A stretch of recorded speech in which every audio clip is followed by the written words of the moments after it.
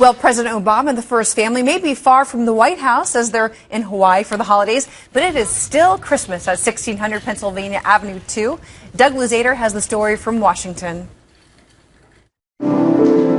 If your tastes for Christmas run a little over the top, the White House does not disappoint. Walking down every corridor here is to be immersed in a level of Christmas cheer that is difficult to fully take in. Of course, there is one giant tree after another, even one, for some reason, made out of a mannequin. But for all of that, there is this, a much simpler gesture of Christmas well wishes, a Christmas card. But what's so special about Christmas cards like these? Open them up, and inside, they're signed by the President of the United States. So what does it take to get on that Christmas card list? It is pretty cool. Fox's chief White House correspondent, Ed Henry, is on the list. But he puts in the time, suffering through one White House briefing after another. Sure, you can go to eBay and buy this year's White House Christmas card, but be ready to shell out some evergreen. We saw the price on this one passing $70. So who else makes the cut for the political heavyweights in Washington?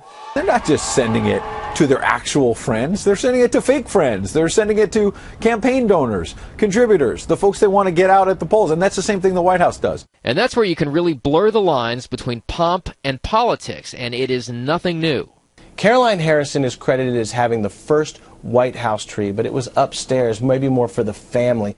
A frequent Fox News producer and First Lady historian Andy Oak can go on at length about the executive power of Christmas.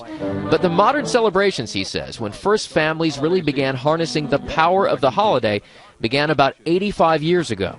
Lou Hoover's the First Lady that decorated an official public White House Christmas tree in 1929. But it's not until 1961 when we see the themes and the motifs come through in First Lady's Christmas decorations with Jacqueline Kennedy when she chose a Nutcracker theme. And this year's theme is a children's winter wonderland, evoking an innocence Washington is hardly known for. But in fairness, there is also some sincerity amidst the cynicism here.